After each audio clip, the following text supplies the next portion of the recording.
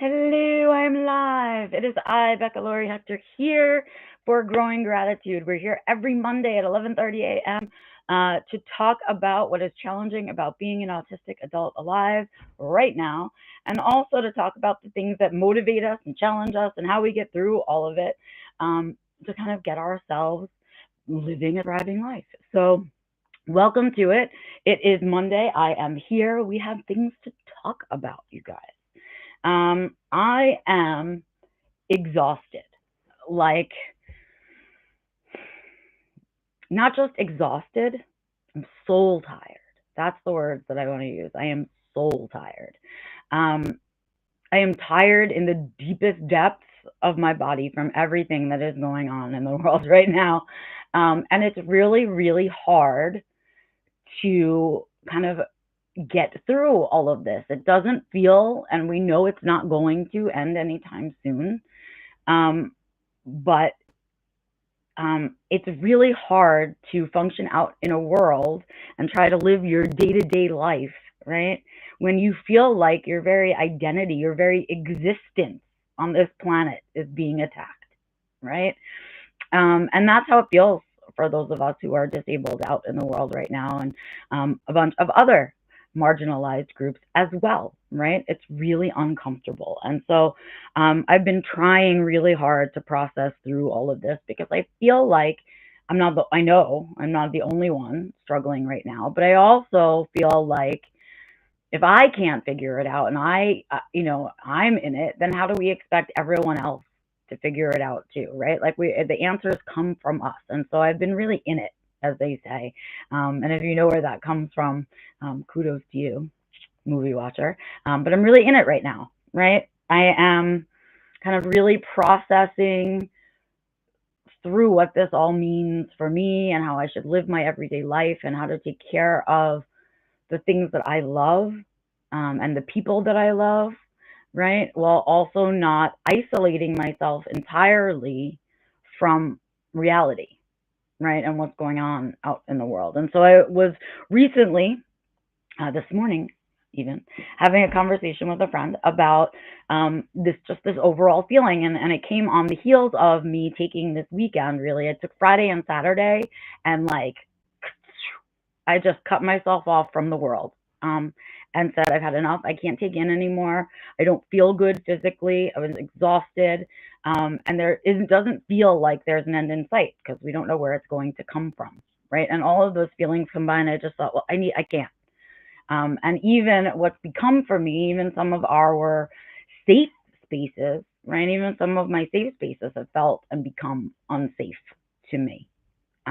As of late. And so that's been really hard to process. What do I do with my time and my energy? And so I sat with it. I stepped out of it all for 2 days and really focused on my home, my house, my feelings, my husband. We spent some quality time together. We didn't really go anywhere especially great, and just spent time just kind of indulging in little joys for the last couple of days. And it did help, right? I'm here, right? I didn't cancel live stream. And so that's always a good sign to me that I'm in good shape. If I'm not canceling live stream, I still have some spoons left to give the world, right?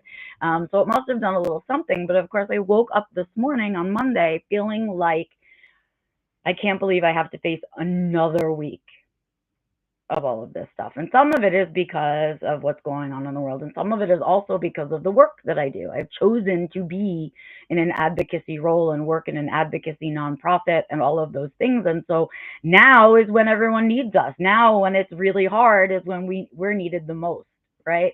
And so it's like I know how many people need our support right now. And I know how much is going on. And so I can't not show up.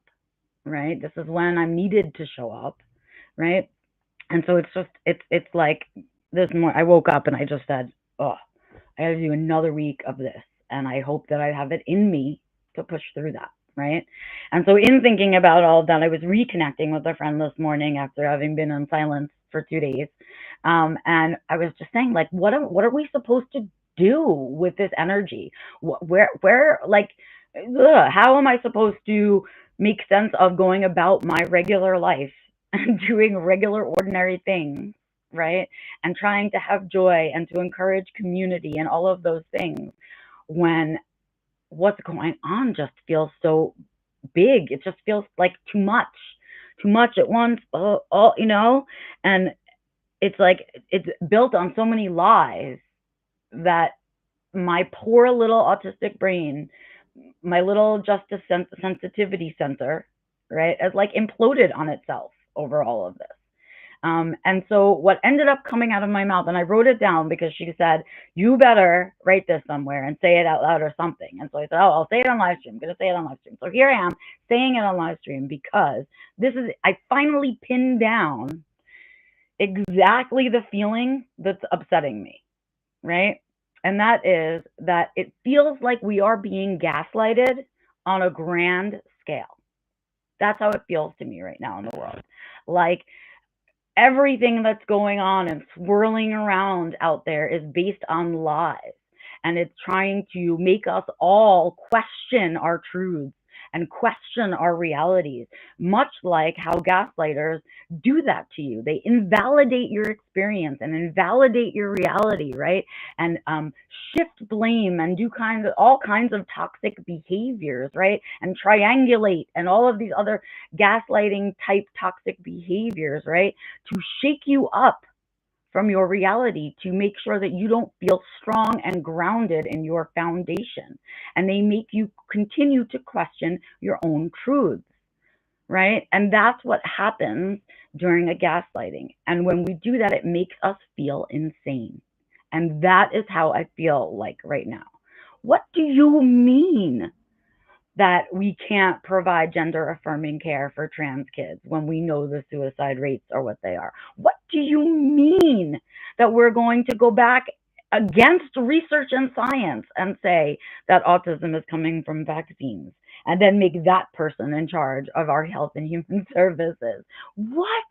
My brain is insane about that. It's like there's lies and there's facts, and our whole world is starting to be built on these lies and disregarding the facts. And that is straight up gaslighting. That's what it is. It's a toxic bullying tactic going on right now. And the best way, really, to stand up to bullies is exactly all the things that I keep saying. I just wish it wasn't so hard, right? I wish it wasn't so hard to do, to continue to focus on my strengths, focus on taking care of myself and being ready for the long run, right? And focus on protecting and taking care of and supporting my communities, right? And reminding everybody that just because one person or a group of people decides that somebody else doesn't exist, it doesn't make that truth, right? You can say what you want, right? People can say what they want, but as we know, it's action, right? And it's truth and it's reality. And our reality is we're here. We've always been here. Trans people have always been here. Disabled people have always been here. Autistic folks have always been here. We've all always been here, and we're not going away, right? Just with these little magic poof of words, right? And so that's what I hang on to is that a reminder that what's going on is toxic bullying, and a reminder that the role of toxic bullying is to shift us off of our strong foundations, and it's our job to stay set in them, right? And celebrate our identities, right? And know that we aren't going anywhere, right? And so with that, I'm going to really I really had wanted to really just remind you of that piece, because the biggest component, I think, out of all of that reminder is that when we're in this space, when all of these things are happening around us that are not in our control, it's our job to up the ante on the things that we do control. So you want to create joy, create bigger joy, right? You're going to create good things and put them out there, create it on a bigger scale, right? Because if the gaslighting is happening on a grand scale, then all of the other remedies, the anti-gaslighting remedies, right, have to come out twice as strong, right? And it's our job to call it out for what it is by continuing to be ourselves, right? And to continue to take care of, right, ourselves, our lives, our priorities, and not get so distracted, right, by everything that's going on that we forget to care for ourselves. And that's extremely important, I think, in this time. And I'm saying it out loud in this moment as much for myself to hear it as it is for me to say it to you, if that makes sense. I need to hear this stuff right now. It's hard, right? I'm not denying its difficulty, right? But things have to be difficult and sad and negative, right, in order to have the happiness and the joy and all of the other things, right? And so we have to combat it. We have to make sure that we don't let it shove us out, right? And we have to continue to do that by creating community and keeping up with our self care. Okay. Oh, and on the note of self care, great transition, me. Um, I want to talk a little bit about an experience that I had around self care this weekend while I was busy isolating myself. So, right here I am. I said, that's it. No more social. I mean, I like ditched the social media this weekend. I am on a new regimen around social media because of it. I am really like retaking charge of a lot of things around it because I've just had enough. Like I'm just tired, right? And so I had attempted last week, as you guys know, to go do some kind of really overt self-care, right? And what came out of that experience was that it was great self-care. And that's fine because right now, right, I have opportunities to create what those are. And so I was like, okay, well, here I am. I'm on these 2 days. I'm isolating myself. What wonderful self-care activities could I do? What joy could I create? Excuse me. What food do I want to eat? All of that kind of stuff, right? And as I'm doing all of those things, I remind myself that the entire reason that I went to go get the manicure pedicure thing is because I've got this dry situation going on my feet and it's not going anywhere. And I've been avoiding taking care of it because it is so gross to me. I don't know how else to say it. I really don't enjoy touching my own feet. I don't like that sensation, and I really don't like it when you put moisturizer on your feet. That is a sensation that really skeeves me out. And I think that the only thing grosser than putting moisturizer on my feet as a sensory experience is then putting socks on top of said moisturized feet. And yet, this, ladies and gentlemen, despite all the Google searches in the world, is the best solution to my silly dried feet, is to regularly swab on a nice thick amount of, like, I use Bag Balm, thank you Bag Balm, all over my feet on an almost daily basis, right? And then put on some cotton socks, I can't even talk about it, on top of it, right? And sit there for like a half an hour with that whole situation happening, right? And as I was forcing myself to do this disgusting self-care, it made me remember that I had to share it with you, because every time I do a self care that is either difficult for me or gross for me or is not a pleasant sensory experience all around, but is something that I have to do, right, for my own care and for my own well being, right,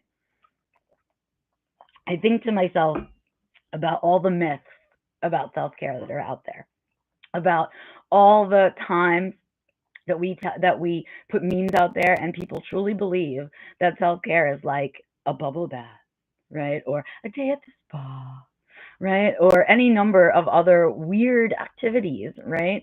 But self-care isn't always glamorous, okay? Self-care, in fact, most of the time, self-care is not glamorous, right? A lot of the time, true self-care is gross, right? And it's not always pleasant, but it's important for the overall good. And so I wanted to take this opportunity to kind of remind you guys that self care is definitely not glamorous. And so if you have this picture in your head when somebody says self care out loud, that it is this um, fuzzy, bathrobe, wealthy person experience, that is not self care.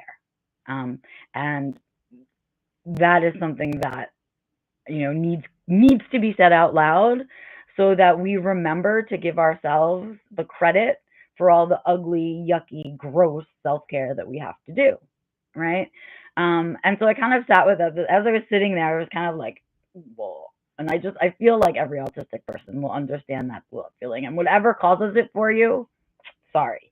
But this was mine. And I was like, oh. And so I have like the stuff on my hands still from putting it on my feet. The socks are on. The whole thing feels squishy and like slimy and kind of hot.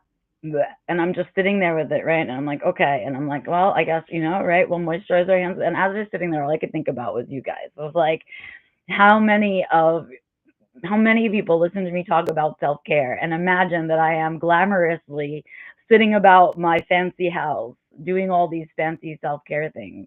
And meanwhile, I am sitting on my couch, like disgusted by this self-care task that I have to do. And so I felt like, you know what? The good, the bad, the ugly, warts and all, that's what I want to share with the world. Then here it is, right? Sometimes self-care is gross. But it's still self-care and we still have to do it, right? Because if I don't do it, the situation that I've got with my dry heels is just going to continue to get worse. It's going to become a bigger problem that's going to need probably even more things to care for it that I don't want to do, right? And so it's that act of saying, listen, my body, my meat suit needs some attention, and I need to take care of it, even though it's going to be gross, right? And so I did. And so I wanted to share that piece with you. It feels like kind of unrelated to the whole other piece of conversation that happened at the same time, right? It was part of that lesson around what can I be doing differently with my energy to support myself in this time, right? What can I be doing? Well, you know what? When your hands are all greasy and gross and with the slime from the moisturizing of the feet, right? You are not sitting and doom scrolling on your phone. And those minutes where I paid attention to my meat suit over the noise from outside, as gross as it was and unpleasant as it was that much more important to do on this weekend, right? It made it that much more significant of a task to get done. All right. I think that's it for me today. I think that's all the wisdom I've got to drop for you guys. But I definitely hope that, you feel less alone right now. And I certainly feel less alone every time I share more of it, and maybe kind of rewrapping things and thinking about what's really going on and understanding that we have certain things that are still within our control that we can do. And those things, as gross as they may be, are probably the best thing that we can be doing right now. And with that, I say it is time for me to go. I will leave you for another week. But I am back here every Monday at 11:30 a.m. with this Growing Gratitude live stream where we talk about the things that are challenging for autistic adults as we're alive right now. And we also talk about the things that motivate us as we get on through the week, because we've got to keep going. So this week, I say to you, I hope knowing you're not alone in it and that you are being essentially gaslit on a grand scale gives you a little bit more of an understanding of what's going on. And it certainly helps me to ground down and say, you know what, do the gross self-care. Do the gross self-care. It's better than allowing in the stuff that isn't helping. With that, I remind you to please take care of your meat suit, protect that headspace, and make sure you stay wide open for all of the glimmers out there, because there are triggers galore, right? But it's the glimmers that get us through, so let's make sure we stay open to it. I'll see you guys out on the interwebs.